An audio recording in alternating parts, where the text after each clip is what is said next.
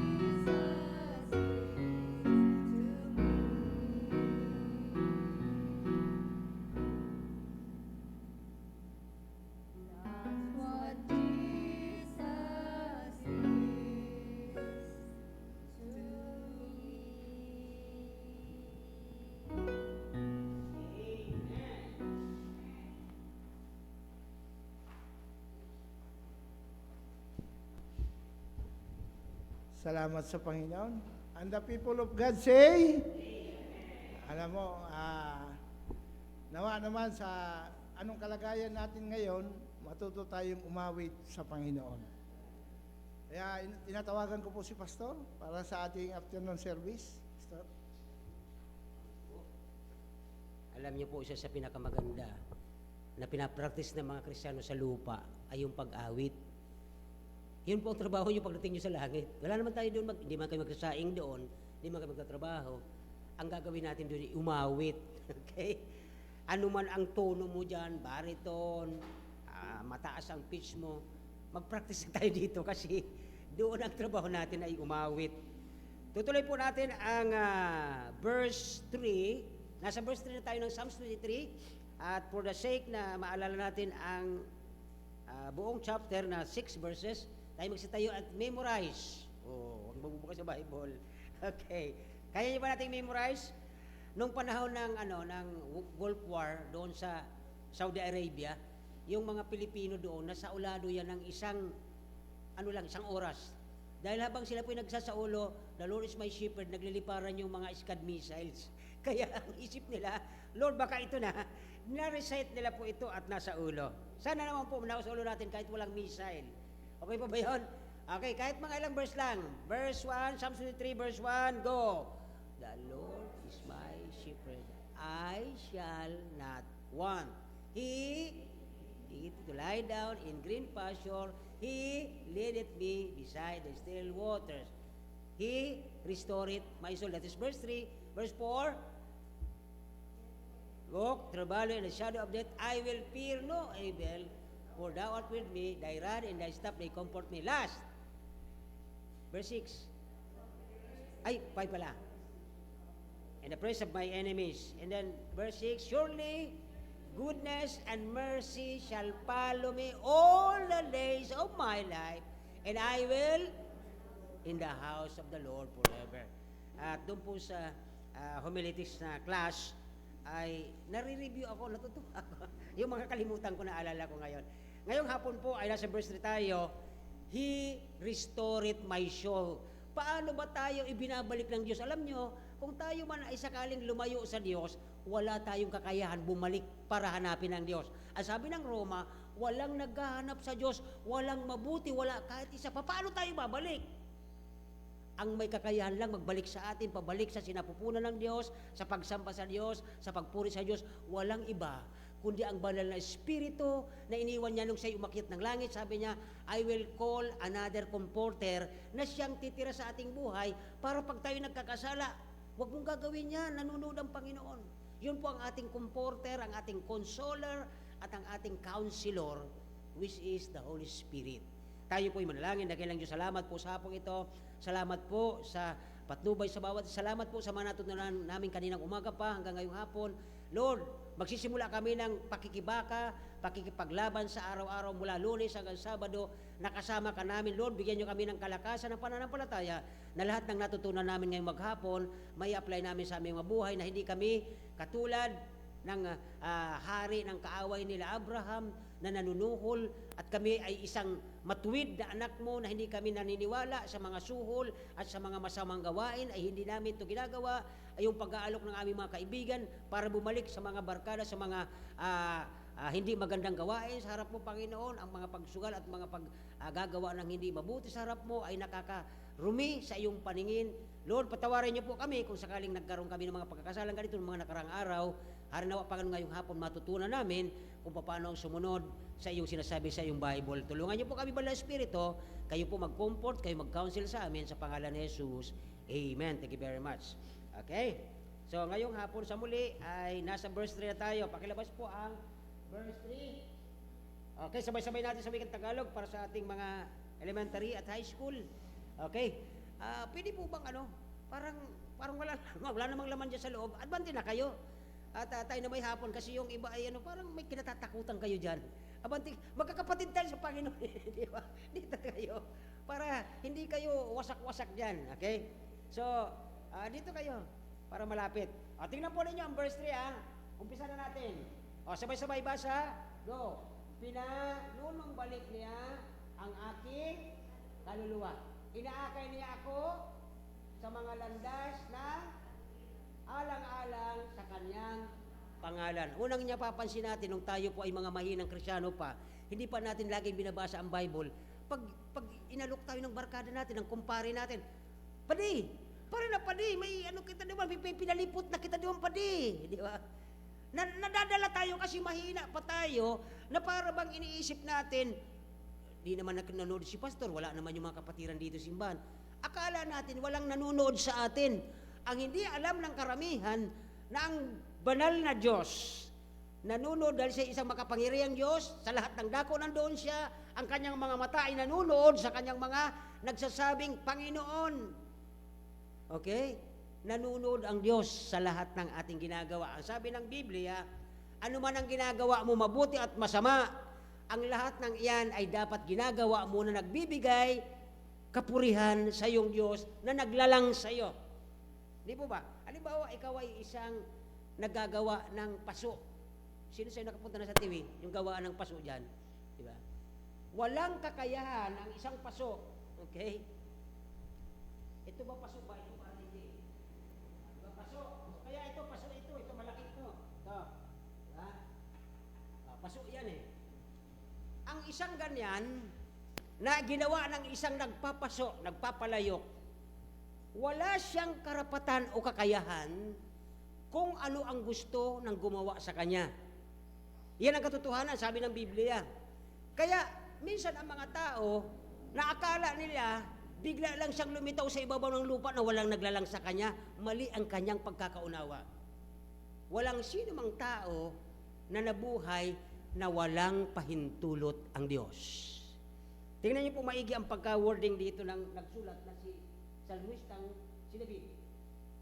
Bakit pinanunumbalik? Ano ang nangyari? Bakit pinanunumbalik, Brother Raymond? Ano ang nangyari? Ba't pinanunumbalik? May nangyari, kaya pinababalik, di ba? Halimbawa, ikaw ay inutusan, papunta ng sentro. Inutusan ko si Athena. Athena, punta ka sentro. Tapos mamaya, tinawag ka. Athena, balik ka. Magtatanggol, bakit? Mayroong, di ba? Mayroong, either may idadagdag, o mayroong nakalimutan. Ang pangyayari po ito ng isulat ito ni Salmistang si David po ay malapit sa puso ng Diyos. Habang sinusulat niya ito, ibalik natin ang verse 1 para makuha natin ang background. O, tingnan niyo po ang verse 1. Verse 1, pakilabas. Ang Panginoon ang aking, pag sinabing my, sa wikang Ingles ay personal my, ang ibig sabihin nito, ang Diyos ang aking creator. Siya ang may-ari sa akin. Siya ang aking manager. Siya ang aking boss. Nakukuha po ba natin?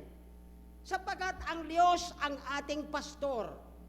Hindi si pastor dito, ako'y under shepherd, ako po'y alipin ng Diyos para iparinig sa inyo ang kanyang puso. Nasaan po ang puso ng Diyos? Nasaan ang puso ng Diyos, mga bata? Nasaan ang puso ng Diyos? Nasa kanya daw. Andito ang puso ng Diyos. Andito ang isip ng Diyos. Narito ang nais ng Diyos. Yan po ang kanyang mga kaisipan. Ipinasulat niya ng advance, wala pa ang mga lolo at lola natin, wala pa si Adan at Eva, may mga tao siyang tinawag para isulat ang mga ito na magkakasunod at walang putol. Ano-ano po? Kaya dito, mapansin natin, ang Panginoon ang aking boss. He is my owner. Pag-aari tayo ng Panginoon. Eto ngayon, Pastor, paano yung mga hindi nakakilala sa Kanya? Di ba kaya nga siya mayroong tungkod at may kalawit? Maraming tao nakarinig, ayaw makinig. Pero dahil sa grasya at biyaya ng Diyos, mayroon siyang sungkod, kinakalawit niya ang liig pag lumalayo ang tupa. Naraanan natin sa verse 1 and 2, may mga tupa habang nanginginain, nagaganon ang ulo nila, tinitingnan kung nasaan yung kanyang bantay. May mga tao sa panahon natin, wala nang pagganon. Puro na lang ganyan. Bakit puro na lang yuko? Puro na lang trabaho ang inaatupag. Wala na barang nagpapasalamat. Naalala ko yung isang pastor nagturo sa amin, ako'y teenager pa, high school ako. Sabi nung pastor, mabuti pa sa atin ang mga baboy. Pag pinapakain, nagpapasalamat sa Diyos. Sabi niya, salamat. salamat, di ba, pag may dala kayong pagkain. Yung mga baboy na kayo po, sabi na, di ba? Nakikita niyo yun? Kaya tama din siya, may posible eh. Ang mga tao ngayon dahil sa sobrang nais siyang yumaman, nais siyang maging maganda ang buhay niya, wala na siyang oras sa Diyos. Puro na sa trabaho. Wala man lang pagpapasalamat. Isa pa na sa natutunan ko sa matanda sa amin, nung pinamas na sa amin, tingnan nyo ang butiki pag alas 6. Nangyayari pag bagay, parang wala na no?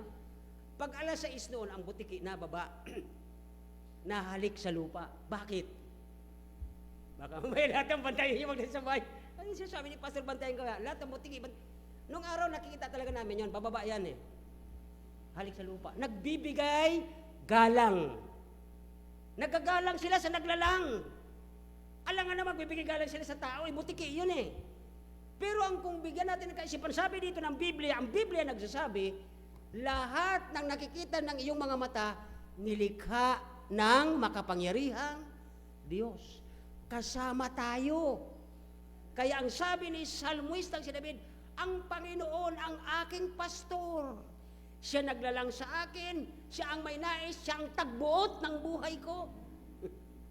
May mga tao ngayon, matalino ako, hindi nyo ako maiisan, sabi nila. Kaya nung nagpakayaman siya, na-accumulate na lahat ng galing niya, ginamit ang kanyang pagnegosyo, magaling siya sa pera. Isang araw, sabi ng Panginoon, ikaw na hangal, mapapakanino ang lahat ng yan, sapagkat mamayang gabi, kukunin ko ang iyong kaluluwa. Mapapakanino yan. Kaya man kadalasan baga, yung mga nagmana, yung mga takapagmana, nag-aaway-aaway. Now, dito po ay, tingnan natin ang at least 3 bagay sa verse 3. He restored my soul. Ipinapanumbalik ako ng Panginoon. Bakit po? Sapagat dito ay binigyan niya ng Panginoon ang tupa na maging kontentado. Bakit ko nasabing kontentado ang bigay sa atin? Tingnan niyo po dito verse 2. Okay? Tingnan niyo po yan ha. Verse 2 muna, verse 2. Tingnan niyo verse 2. Diba? Ang gusto ng Diyos, ang gusto kasi ng tao, iba sa gusto ng Diyos. Ang sabi ng Diyos, ikaw, sige, habang ikaw ay ganyan muna, pag-aralan mo na maging mapagpasalamat ka sa Diyos, kahit mahirap ka, isang araw, pagpapalain kita. Tingnan niyo po ang ginawa niya sa kanyang tupa. Pinapahiga niya ako sa luntiang pastulan. May mga mayayaman sa panahon natin ngayon, Brad. Ang yayaman yan, may mga tauhan yan. Hindi makatulog. Bakit? Iniisip nila, baka yung mga tauhan natin, niluloko tayo, akala natin katrabaho, yung pala nagpapahinga. Samantalang ikaw na pobre, may takot ka sa Diyos na anumang bagay na dumating sa iyo, maya-maya, Lord, salamat itong magandang panahon, salamat walang ulan, Lord, salamat na kami ay hindi nalindol, Lord, salamat ng mga anak ko, kahit wala kaming pera, masaya kami at nagbabasa kami ng Biblia. Alam nyo, sabi ng Biblia, kahit wala tayong pera, kahit wala tayong mga tauhan, nakakahiga tayo ng napakapayapa. Napansin niyo po ba yun? Ako nangamuhan ako mga kapatid eh. Nagpalit ako ng 3 beses ng gwardiya namin kasi hindi daw siya makatulog eh. Pati sa bahay, pinapalitan ko, ilit ang kinuha kong gwardiya para hindi ka natatakot. Diba, pinalitan ko na ng special na, takot pa rin. Tinanong ko na, bakit po ba kayo takot kasi? Ay bago na ang gwardiya natin at mga elite forces na yan. Hindi eh. Baka kasi may mga tauhan tayong habang nandoon sa setup, natutulog at hinahayaan yung mga gamit natin na mawala. Mayroon mo yun. Ang layo ng koneksyon eh. Ang ayaw, kaya pala siya natatakot kasi baka yung tauhan niya, niluloko siya. So, itong sinabi ng Biblia sa atin na mga may tiwala sa Diyos, sa mga taong kahit hindi kayo mapipera at mayayaman, pero ang buong buhay nyo, isinuko nyo sa Diyos, ang sabi ng Biblia, tayo ay binibigyan ng Diyos ng kapayapaan. Look at this. Ipinapahiyaga niya ako sa luntiang pastulan. Mayroon kang trabaho, oo, malitang sweldo, pero ang sarap ng buhay mo, mapayapa ka, nakapagpapasalamat ka sa Diyos, napapakain mo ng tama ang pamilya mo, at maayos ang buhay mo. Yan po sinasabi ng Biblia dyan eh. Tingnan po, pangalawa, maliban na pinapahinga tayo. Kasi mayroong mga sa sobrang gusto niyang yumaman sa bigla, ibinubuhos ang lakas niya. Wala pang 20 years sa trabaho, nadidisgrasya na. Naubos yung lakas eh. Kasi bakit? Inaabuso. Lahat ng pahiram ng Diyos, lahat ng binigay ng Diyos sa atin, lahat pinahiram, pag inabuso natin, delikado. Di ba? Kanina yung lesson ng mga men doon, yung Ecclesiastes 12, chapter 12, verse 12, di ba? Up for 12. Okay, sabi niya doon na mayroong panahon ng pagsilang, may panahon ng pagkatuyo ng mga damo, may panahon na tayo'y tatanda at mawawala sa mundo. Ang sabi doon sa dalawang huling verse, remember now, alalahanin mo ang Diyos na naglalang sa'yo habang bata ka pa. Ibig sabihin, habang malakas ka pa, magpasalamat, Lord, baka pag tumanda ako, hindi na ako makalakad, hindi na ako makapagpasalamat sa iyo. Kaya dito po, itinuro ng Biblia sa atin, ang sabi ni David, ay, inaakay niya ako sa tabi ng tubig. Ang tubig na itong tinutukoy, mga kapatid, ay walang iba, ang tubig ng buhay, na pag nainom mo ito ay hindi ka na mauuhaw. Aling tubig ba ito ng buhay? Isang araw may isang babaeng Samaritana na nag-iigib. Nakaupo ang Panginoon doon sa may balon. Sabi niya, babae, pag nainom mo ang tubig na dala ko, hindi ka na kailan mauuhaw. Sabi ng babae, ay, Ginoo, gusto ko yan. Pag nakainom pala ako, hindi na ako mauuhaw. Ang tinutukoy ng Panginoon ay ang kanyang salita. Ang salita ng Diyos ay tubig ng buhay. Pag piniwalaan mo na si Kristo namatay sa krus para bayaran ang kasalanan mo, magkakaroon ka ng buhay na walang hanggan. Ang daming pangako ng Diyos dito sa salita ng Diyos. Kaya dito po ay maliban na pinapahinga niya tayo, number 1, ay titignan natin, pinapanumbalik niya ang sigla ng ating kaluluwa.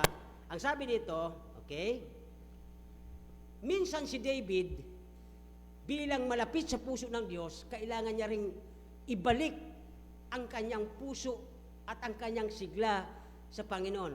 Mga kapatid, ganito ang ibig sabihin po dito sa verse 3. Nung si David, naalala niyo, bata pa, at siya po ay naninilbihan kay Haring Saul, di ba?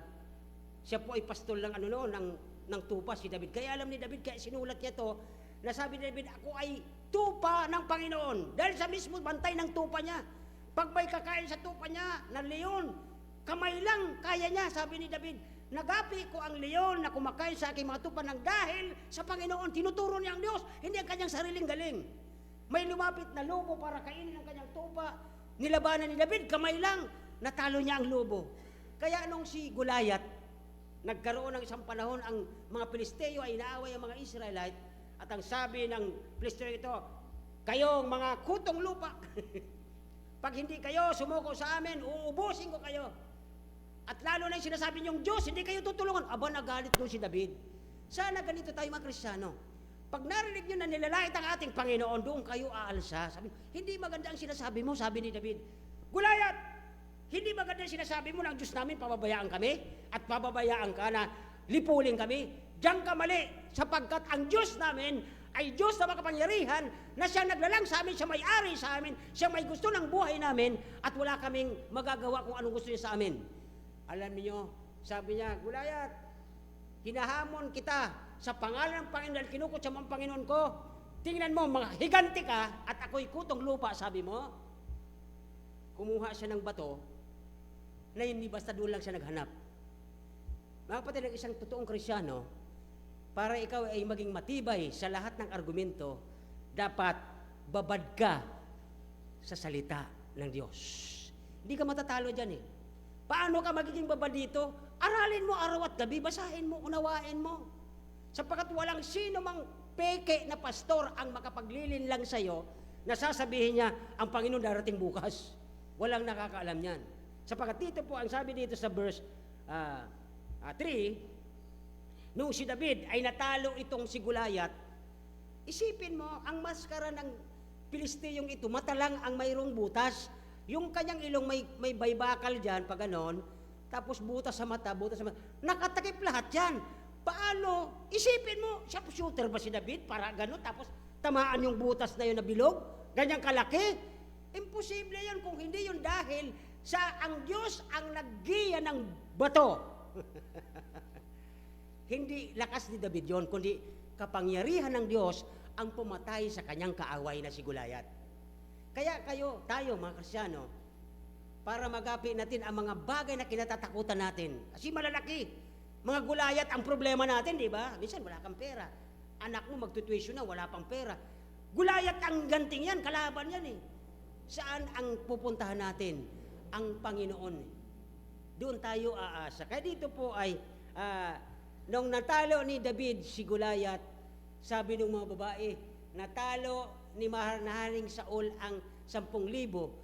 Pero si David, natalo niya ang 40,000. Nagalit si Saul. Nagkaroon siya ng selos.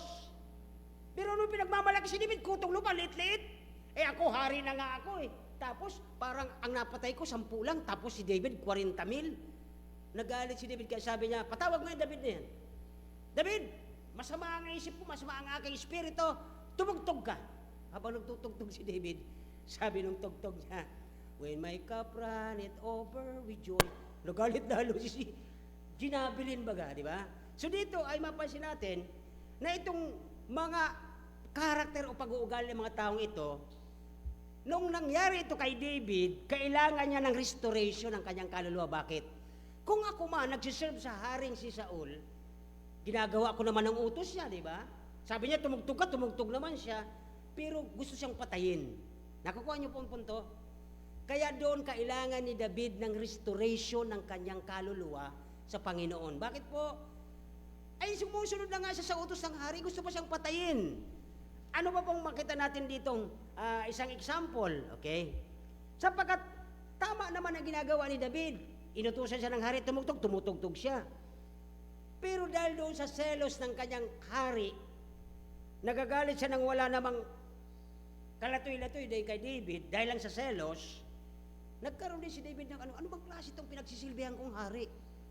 Nag-isip siya na, ibig sabihin, hindi na kaya ako sinasamahan ng Panginoon ko? Pero dito po pinakita ng Diyos, okay? Pinagpala siya ng Diyos kasi kahit anong hunting ni Saul kay David, hindi talaga siya nahuhuli. Hanggang sa kahuli-hulihan, nung nagtago si David doon sa kuweba, dahil sino siya nakapasok na ng kuweba? Pag nasa loob kayo ng kuweba, halimbawa yan ang bunganga ng kuweba, maliwanag yan dyan. Kita mo sa loob kung sino ang pumasok at saan siya po pwesto.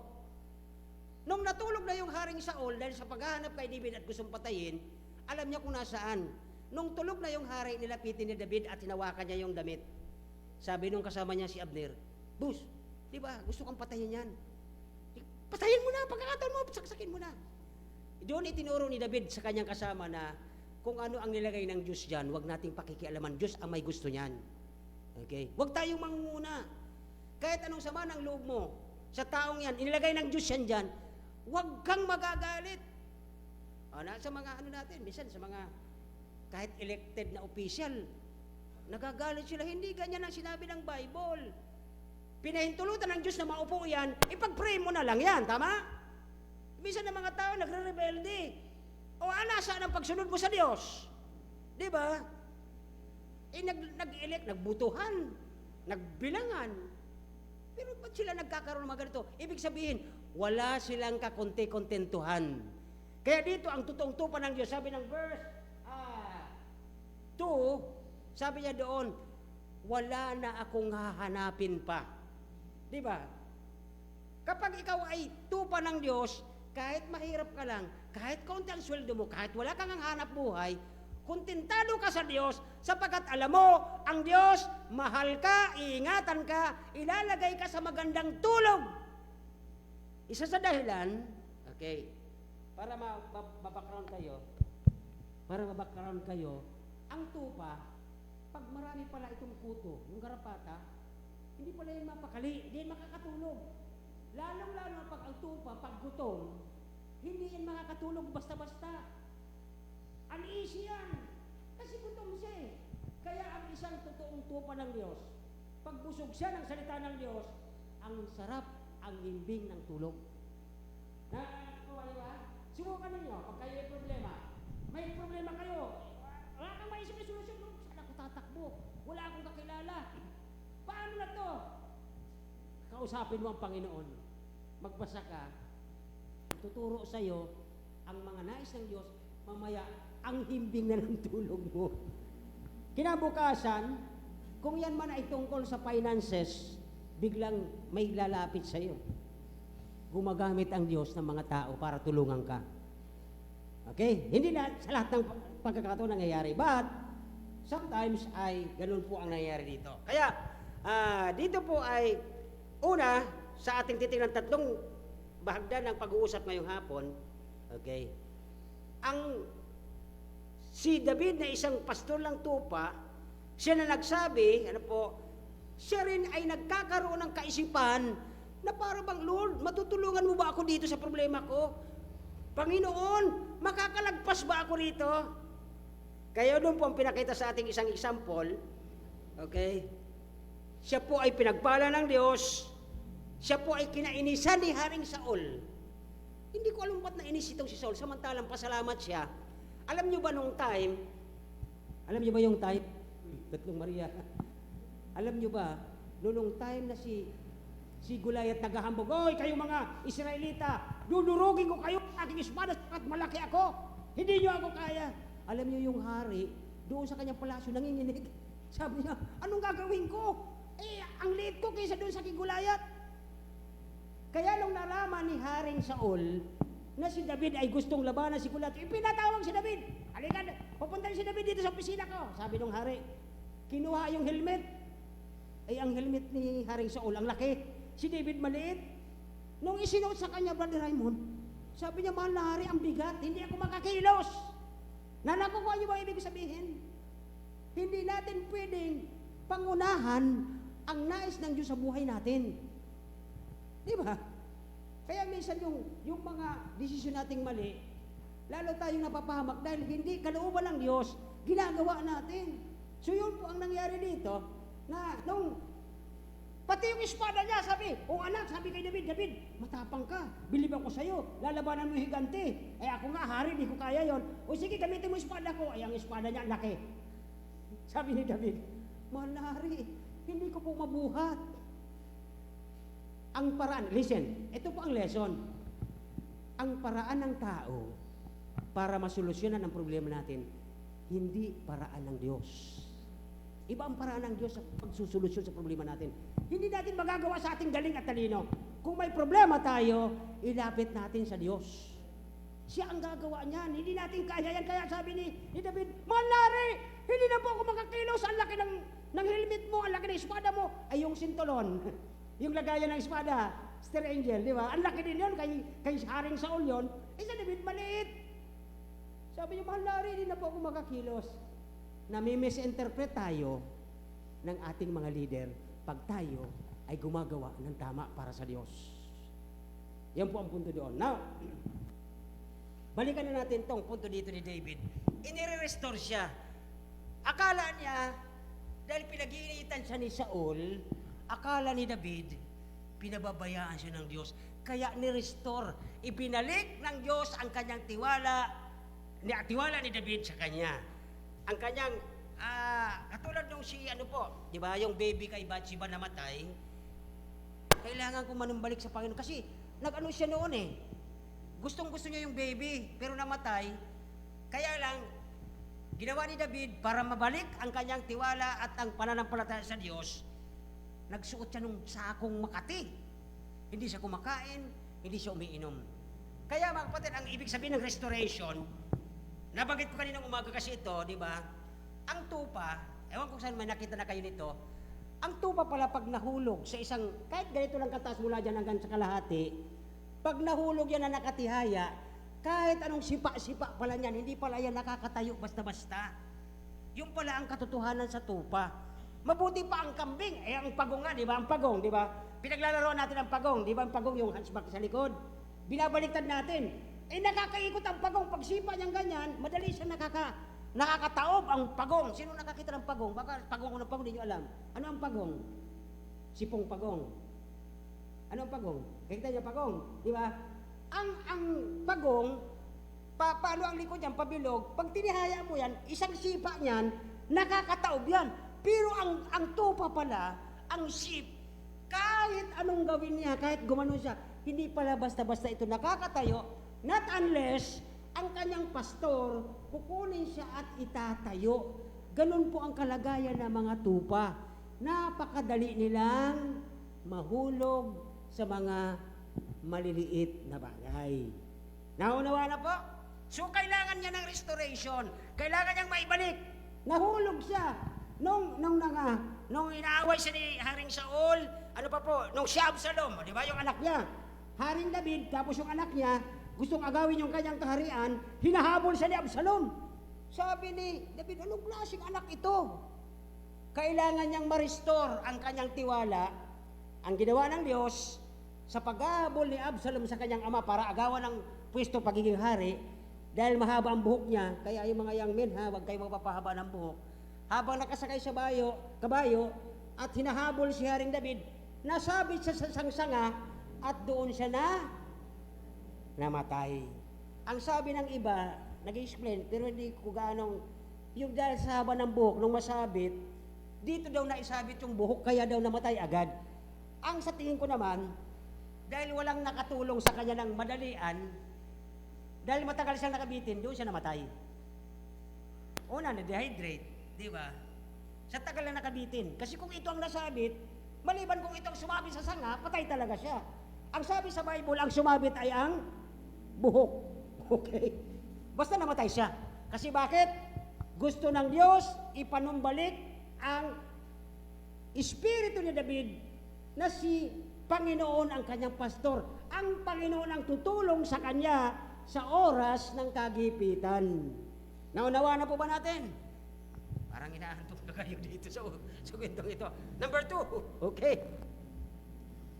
Ang pangalawang papasin natin dito, okay. Si David ay parang may problemang tupa. Bakit? Sapagkat hindi siya makasigaw. Ang Panginoon lang naman ang tutulong sa kanya. At ang kanyang kaluluwa, sabi ng Psalms 42 verse 5 to 11, 3 beses sinabi ni David sa kanya sa Panginoon, ang aking kaluluwa ay itinapon. Pakilabas po itong Psalms 42 verse 5 to 11. Tingnan natin. Okay?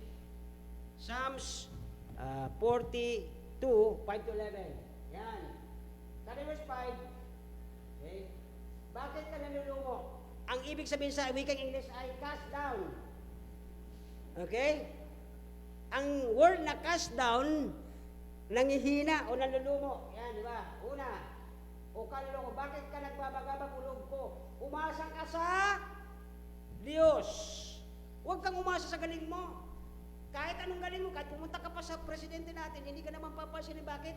Walang basbas. Ang sabi dito, umasa ka sa Diyos. Sapagkat siya ay muling pupurihin ko dahil sa kaligtasan mula sa kanyang harapan. Ang Diyos ang mag-aalaga sa atin. Okay? Ang next noon ay nasa verse 6. Forward natin verse 6. Nanlulumo ang aking kaluluwa, sabi ni David. Verse 6. O Diyos ko, ang aking kaluluwa ay cast down. Di ba? Sa loob ko kaya't aking naalala mula sa lupain ng Jordan at ng Hermo mula sa bundok ng Miser. Ikaw ang tumulong sa amin na makatawid sa pulang dagat. And last, verse 11, nanlulumo. 3 beses sinabi, Panginoon ko, nanlulumo, cast down ang aking kaluluwa, kailangan ko ang tulong mo, Panginoon. Okay? Verse 11, why art thou cast down, O my soul, sabi David? At bakit ka nababagabag sa loob ko, umasa ka sa Diyos, sapagkat siya'y muling pupurihin ko at tulong sa aking harap. Walang ibang tulong, mga kapatid. Well, pastor, may nagbibigay sa amin. Kapatid ko, tinutulungan kami. Monthly, binigyan kami ng 5,000. Papaano pag hindi na yan nagpadala? Di ba? Minsan mukhang malaki ka. Huwag ka mag-alala, pastor. Yung ninuno ko, yung aking mga mama at papa, nagpamana sa amin ng lupain malaki. Saglit lang yan eh. Pag nangailangan ka, bibinta mo yan. O sino nang susunod? Pag hindi mo kilala ang Panginoon, pag hindi ang Panginoon ang tagapagtulong mo, aalis ka sa lupang ito, impyerno pupunta mo dahil makasalanan ka, wala ka pang abogado pagdating sa langit. Okay? So dito po ay mapansin natin sa verse pangalawa, the second point na titingnan natin, why cast down ang ating kaluluwa? Sapagkat ang tupa ay madaling naaagaw o nasisira o natutumba ng mga wolves at mga aso o yung mga asong gubat. Ano po? Napakaraming kaaway ang mga banal. Kaninang umaga, ang kaaway natin ay ating sarili, ang ating flesh, ang mundo, at ang diablo. Tatlo na. Plus yung kaopisina. Minsan hindi nagiging tulong sa atin sila eh. Nagiging silang everyday may war. Ano po? So dito ay sabi ng ating Biblia, sa Philippians chapter 3, verse 1 and 2, beware of. Diba? Tingnan niyo po ito. Ito yung magdadala ng mga maling doktrina sa atin, mga kulto, at ikakas down ka. Para bang panlulumuhin ang kaluluwa mo. Talo kayo. Puro kayo, sabi ng Bible. Tingnan niyo mga buhay niyo, di man kayo maasenso. Ikakas down ka ng mga ito kasi mga palso ito eh. Tingnan niyo po, Philippians 3, 1 and 2. Verse 1. Okay? Verse 1 muna. Yan. Kahuli yun mga kapatid ko, magalak kayo sa Panginoon. Kahit mahirap tayo, kahit wala tayong inaasahan, dapat masaya tayo sa Panginoon. You know what? He is our owner. He is our helper. Siya ang ating pastor. Okay? Number 2, ang sumulat sa inyo ng gayong mga bagay ay hindi kalabisan sa ating kundi para sa iyong kaligtasan. Verse 2, mag-ingat kayo sa mga masasamang maggawa. Mag-ingat kayo sa mga hindi totoong pananampalataya ang ibig sabihin yan. Diba?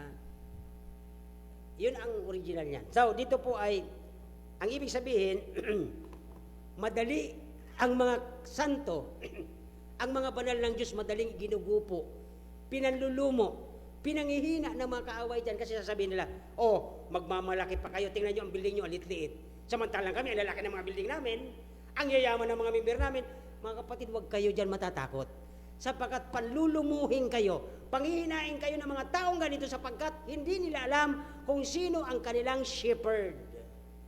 Diba? Alam niyo yan kung anong tinutukoy dyan. Now, dito po sa pangalawa na panghihinain ka. Okay? Sabi nga ng iba, okay? Kaya minsan ako pupunta lang ako simbahan pag tag-araw. Pag tag-ulan, hindi man ako pupunta. Hindi po ganyan ang ating pagiging tupa ng Diyos. Tingnan niyo po yung mga bantay ng tupa. Sabi ng John chapter 10, my sheep hear my voice. Doon po sa ibang lugar, sa Pilipinas, ang pastor nangunguna. Kahit pala yan dumadaan sa tulay, marunong pala yan magtulay mga yan, yung isang kahoy na ganon. Nauuna talaga yung shepherd, may dala-dala yung sugkod, tapos may ginagamit sa sipol. Pag siya po ay lumakad na, sunuran na lahat yan. At sa YouTube, tingnan niyo. Pag mga shepherd, makita niyo yan. Mayroon silang tinatawag, tapos sunudan sila lahat hanggang makarating sa bahay, nangunguna pa rin yung pastor, hindi yung tupa ang nangunguna sa kanilang pastor. So yun po ang isang magandang makita nating karakter ng isang tupa. Last but not the least, okay? Ang pangatlo, paano ang isang tupa nagiging cast down? Anong ibig sabihin ng cast down? Nanlulumo, nanghihina. Bakit siya nagkakaroon ng panghihina? Number 1, okay? Ang dangerous po sa isang tupa na siya po ay uncomfortable sa buhay, siya po ay napapahiya, nagkakaroon siya ng embarrassing moment, pag time na mayroon palang tupa, na minsan pag siya po ay busog, at siguro nakainom din ng tubig, busog talaga siya, hahanap yan ng medyo soft spot, yung malamyos, yung parang malamig na konti na lugar, na medyo malambot, na pag nahiga pala siya doon, pag gusto na niyang bumangon, hindi siya makatayo. Napansin niyo pa po yan sa inyong mga trabaho? Sa ating mga anak ng Diyos, pag minsan may gusto tayong trabaho na nagbibigay sa atin ng sigla dahil malaki ang sweldo, marami kang kaibigan, nagiging kang kakilala sa mga tao, nagtatagal tayo sa lugar na yun, hindi tayo kaagad makalis. Bakit? Ang una nating kaaway, yung puso mo nakadikit na doon. Sapagkat number one, kilala ka ng mga tao. Sikat ka. Di ba yun ang hinahanap ng tao? Kaya dito po ang isang dahilan kung bakit ang isang tupa o banal ng Diyos ay napapahiya. Hindi lang siya nahuhulog siya sa isang lugar na tihaya siya. Pangalawa, siya po ay nakakahanap ng lugar na nandoon po ang kanyang paikot-ikot lang at ang tawag doon sa legal term ay comfort zone natin. Masaya ka na doon eh. O ano ba gagawin mo? Masaya ka na doon kahit hindi ka nag-grow sa iyong Panginoon. Okay po ba yun? Minsan, ganun ang ibang mga tupa. Kasi yung sabi ko sa inyo, may 3 uri. Yung iba, habang kumakain yan, tinitingnan nila kung nasaan yung pastor. Pangalawa, yung mga hindi mapakali. Talon ng talon kahit saan, tapos tatalo niya sa nakatumbang kahoy, hanggang sa nadudulas, nahuhulog na babalian. O, di ba? Problema na naman ng pastor. Gagamutin na naman ang pangatlong klase ng mga tupa, ay ang mga discontentado. Ano ibig sabihin ng discontented? Hindi kontentado sa buhay. Di ba? Yan po ang mga uri ng mga tupa doon sa tinuro sa atin ng Psalms 23. Kaya dito po ay napakahirap sa buhay ng isang tupang katulad natin, sa isang banal ng Diyos, napapahiya siya kasi minsan nandun na siya sa comfort ng buhay niya, masaya na siya doon kahit stagnant siya. Nabanggit kagabi nung nagtipon ng mga men, yung buhay na stagnant. Alam niyo mga kapatid, maligo kayo sa tubig na stagnant, ang daming kitikiti, ang daming bakterya, ang daming nakatira doon na, kasi stagnant, di ba nagbabago yan eh. Hindi nag-aasenso. Kumbaga, puro intake yan, walang out. Parang tayo, pag Sunday, puro tayo pakinig. Di ba natin ituturo sa mga anak natin? Kaya, kumbaga sa puro kakain, di ka man nagsisiyar, ano mangyayari sa'yo? Ano tawag doon? Sado. Di ba? Ganon din po ang kaya napapahiya. Kaya kawawa ang tupa na puro lang siya kain at hindi siya naglalabas. Sa ating mga anak ng Diyos, sa ating mga tupa ng Diyos, pag may natutunan tayo sa Biblia, ituro mo kaagad sa apo, sa anak, at sino bang pwede mong turuan sapagkat kailangan mo yan. Okay? So dito ay ang pangalawa. Nabanggit ko na kanina, pag nakakita siya ng isang soap, easy spot, napakasarap, napakadali, nagtatagal siya doon sapagkat nagiging comfort zone niya ito. Pangatlo, okay? Minsan ang tupa pala, isa pa pala ito, pag sobra pala, kaya pala nakita nyo sa ibang bansa, ginugupitan mga kapatid, di ba? Kita nyo ginugupitan? Bakit? Pag ang tupa pala sobrang bigat na, tapos mabasa, tapos nadaan sa putikan, ay hindi na po siya kilos. Ganon din po kayo, pag punong-puno na kayo ng mga ginagawa nyo sa opisina, wala na kayong time para makakilos, para at pagkatapos, di na kayo makakilos para ay punong-puno yung balahibo nyo ng mga kung ano-ano, may tubig, may putik, ang bigat ng kumilos dito. Naunawa po ba? Tupa tayo ng Diyos. Lagi nang inaasam-asam ng kanyang pastor, ng Panginoon natin na tatawag siya, nakikinig tayo, nag-o-obey tayo dapat. Hindi eh.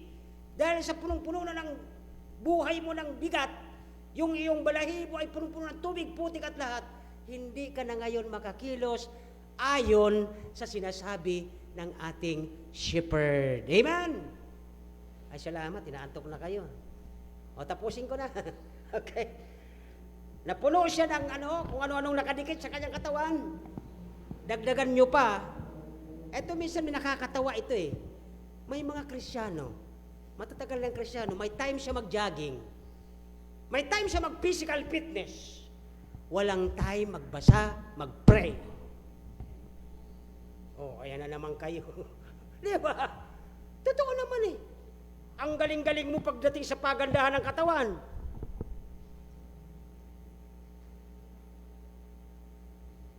Ano kayang sasabihin ng Panginoon? Wah! Ang pangit ng itsura mo sa harapan ko. Puro ka paganda ng katawan, pero ang kaluluwa mo payat na payat. Hindi ka nagbabasa, hindi ka kumakain ng salita ng Diyos. Diba? Po, tatapusin ko na po ito. Isa na lang. May masasagasaan ako nito. Huwag kayo magalit sa akin, ha? kasama sa lesson. Yung bang okay na sa kanya, nasubrahan siya ng bigat. Ano yung ibig sabihin? Di ba? Okay, nasubrahan ng bigat ito. Okay? Nagiging cast down siya, nagiging nalulumo siya kasi, siyempre, sa bigat niya, di siya makakilos. Okay? So, ang mga Kristiyano minsan, ay yung prosperity, yung kanyang sagana sa buhay, hindi nila may handle lang tama. Di ba, pag prosperous ka, pag marami kang, di ba, pag malaki sweldo mo, order ka lang ng order. O, sige, tapos di mo napapansin, bigat ka. Pag mabigat ka, hirap kang kumilos, di ba? Hindi mo na magagawa yung nais ng Diyos. So dito po ay isang bagay na sabi rito, minsan nagiging dahilan to para ang isang tupa ng Diyos manlumo, manghina. Bakit? Mayroon na siyang problema. Okay? Nagiging cast down at pagkatapos, okay, yung mas mabuti pa sana yung nirarasyonan Hindi dahil sa agwado ka, Espanyol pang salita yon. Pag ikaw ay pinagpapala ng Diyos, marami ka talagang resources. Kaya ingat po tayo dito mga kapatid. Imbes na ikaw ay pinagpala ng Diyos, gamitin mo sa mga nais ng Diyos, kaya ka pinagpala para magamit mo sa kanyang glory. Hindi yung sa sarili mo lang. Okay? So dito po ay, last but not the least, dito ako mag-e-end sa Luke chapter 15, 3, 5, and 6. Okay? Ang reaksyon ng bantay ng mga tupa, ang reaksyon ng pastor, na sabi ni Haring David dito, the shepherd's reaction sa mga nanlulumo at nangihinang tupa. Ano ang reaksyon dito ng pastor? Okay, Luke 15, verse 3. Luke 15, verse 3. Pakilabas po. Luke 15, verse 3. Okay? Wala yatang Luke. Kaya't isinaysay niya sa kanila ang talinhagang ito. Pag sinabing talinhaga, dinaan ng Panginoong Jesucristo ang kwento niya sa talinhaga kasi ang daming gaya-gaya. Uy, naniniwala ko, ikaw ang Kristo, pero hindi naman totoo. Sa nguso lang sila, sa puso wala naman. Kaya ginadaan ng Panginoon sa talinhaga. Okay? Next verse. Verse 4. Sino sa inyo ang mayroong 100 tupa na wala ng isa, sa mga yun ay hindi iiwan ng 99 sa ilang at hahanapin ang nawawala hanggang sa ito'y kanyang matagpuan. Next verse. Hanggang 6 yan. Okay? Verse 5. May tao pa ba dyan? At kapag natagpuan niya, pinapasan niya ito sa sobrang tuwa niya. Nung nakita niya yung nawawalang isa, ay pinasan niya sa tuwa at tapos nagsisigaw siya, mga kapitbahay, natagpuan ko yung aking tupang nawawala. Ganun po ang Panginoon Iniwanan niya ang langit para sa inyo at para sa akin. Tuwang-tuwa siya, nag-report sa kanyang ama. Ama, tinapos ko na ang aking misyon. Dala ko na sa iyong tahanan ang mga anak mong nawawala. Iniwanan niya ang 99 na mga anghel at pinuntahan ka dito sa lupa para maabot ka ng biyaya ng Diyos. Malaman mo na matay sa krus dahil kang sa kasalanan, galit ang iyong sa kasalanan. Kung daladala mo ang kasalanan, hindi mo kayang bayaran yan. Si Kristo lang ang tanging kabayaran para pag binayaran ang buhay mo, mapupunta ka ng langit. Yan po ang katotohanan niya. Sinabi niya, natagpuan niya ang kanyang ilagay sa balikat na nagagalak. Verse 6, panghuli. Sabi ng verse 6, okay. At kapag, yan, pag-uwi niya sa tahanan, ito na po, di ba? Tinatawag niya ang kanyang mga kaibigan, ang kanyang mga kapitbahay, na sinasabi sa kanila, makigalak kayo sa akin sapagkat natagpuan ko ang tupang nawawala. Kahit mga tatay sa lupa, di ba? Pag wala pa ang kanyang anak, alas 6 na, magkakainan, wala pa. Nagbabantay sa pinto, asa na kaya yung anak ko? Ganun din po ang tupa natin ang Panginoon. Nahanap niya tayo, minsan tayo ay busy sa pagginagawa natin, sa trabaho natin. Nakakalimot na tayong magpunta sa simbahan para pasalamatan ng Diyos. Ganun talaga ang tao Kaya dito po ay kinukuha niya ang kanyang tupa, nire-restore niya ito, nakanahiwalay O naalala kanina nung uusap kami mga men, sabi ng isang men, gayan din ang buhay ko Nawala ako sa Panginoon na matagal. Nirestore ako ng Panginoon. Eto ngayon ako, di na ako pwedeng umalis sapagkat takot ako na makita ako ng Diyos na umaalis na naman. Baka ako'y paluin. Ito ang maganda sa tupa. May takot sa Diyos. Kaya dito po ay sabi dito ng verse na binasa natin, ang kanyang katawan, okay, para i-restore. Minsan ikinukuskus pala ang katawan nila doon sa kanilang shepherd. Bakit po? Yung yung parang friction na bumalik na ako, sabi niya. Bumalik na ako, kaya kinukuskus niya ang kanya. Para yung mga tuta na yung mga aso, di ba? Pag dumarating tayo, sumasalubong, naghahalik-halik, nagdila-dila. Ganon din po ang ugali ng tupa sa Panginoon. Ang ibig sabihin nito, bumabalik ang sirkulasyon mo, Lord. Salamat, ibinalik mo ako. Yan po yung ikinukuskus ng katawan ng tupa sa kanyang shepherd. Nung si Peter po ay cast down, nang lumo siya, di ba? Nung mabuhay ang Panginoon, at siya po ay nanghihina, sabi niya, balik na tayo sa pangisda, wala na ang Panginoon. Binalik, ni-restore ng Diyos ang espiritu ni Peter, di ba? Ang problema sa mga Kristiyano, pag nagbabackslide, pag nag-alok sa mga members, mas maraming sumasama. Bakit pag nag-aalok ang mga member na pumunta tayo simbahan, wala? Pero pag palabas, pag patalikod sa Diyos, ang bilis!